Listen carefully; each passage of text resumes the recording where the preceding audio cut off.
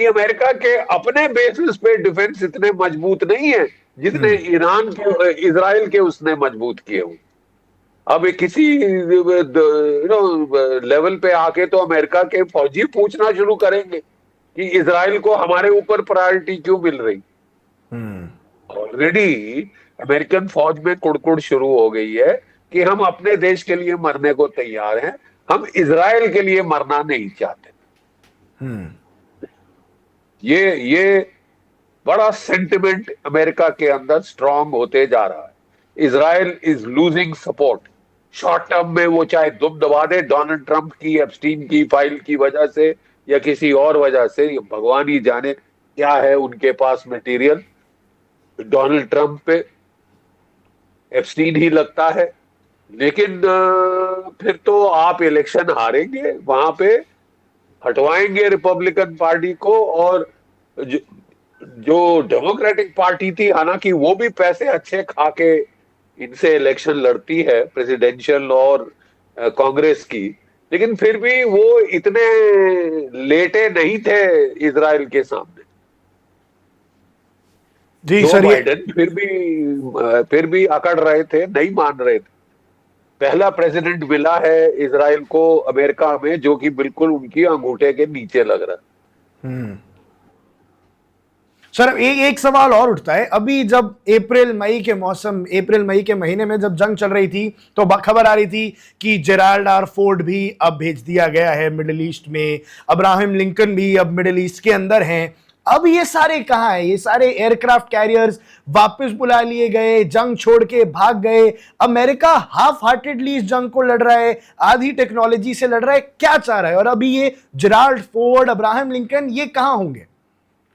देखिए, 4 career battle groups America ने भेजे थे वहां पे, जिनमें से जो कि इनका कैरियर था जेराल्ड फोर्ड, वो हिट हुआ था जी। ईरान ने उसको हिट किया था बैलिस्टिक मिसाइल, क्रूज मिसाइल और ड्रोन से।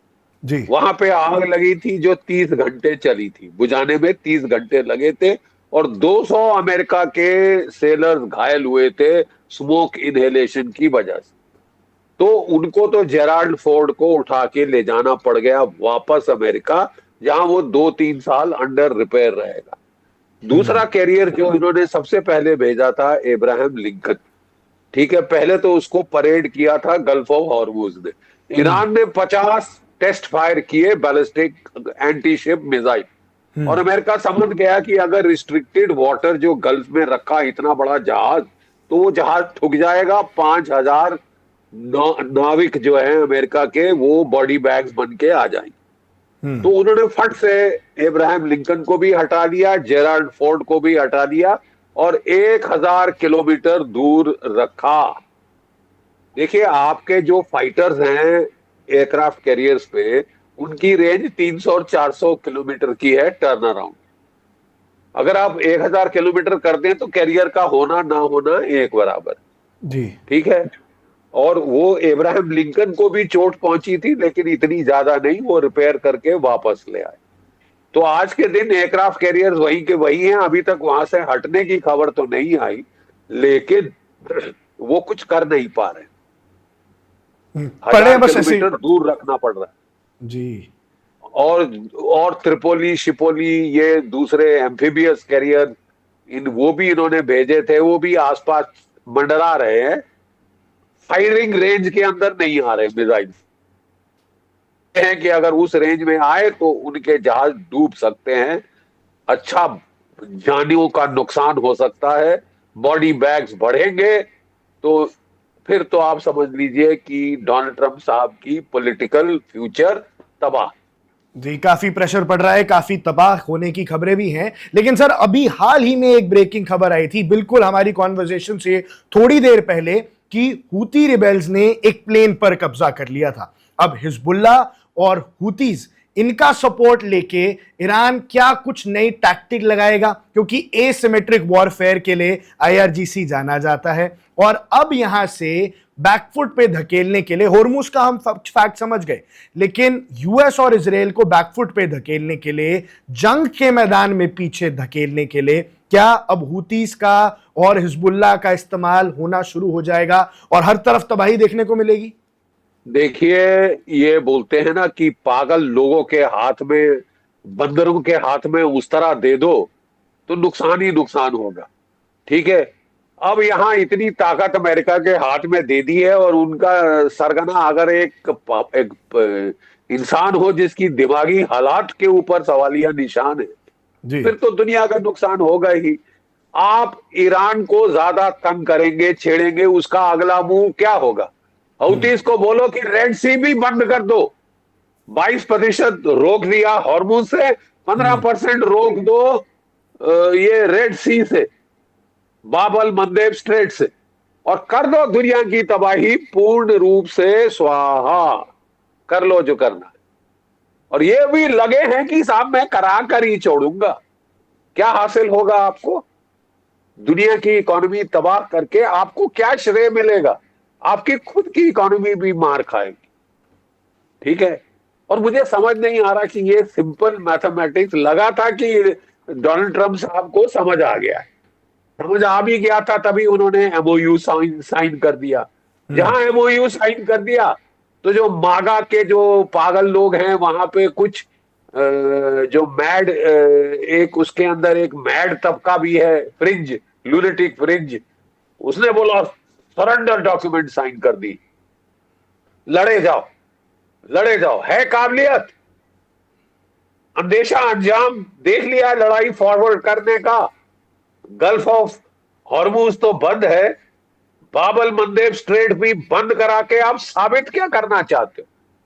कि रही सही दुनिया की इकोनॉमी में अगर कुछ स्कोप था बचने का, वो भी हम खत्म कर रहे हैं। कि दुनिया की इकोनॉमी को तबाह करके डोनाल्ड ट्रंप साहब अपने आप को चंगेज खान बोलेंगे या क्या? वो खुद पे चोट पहुंचा रहे।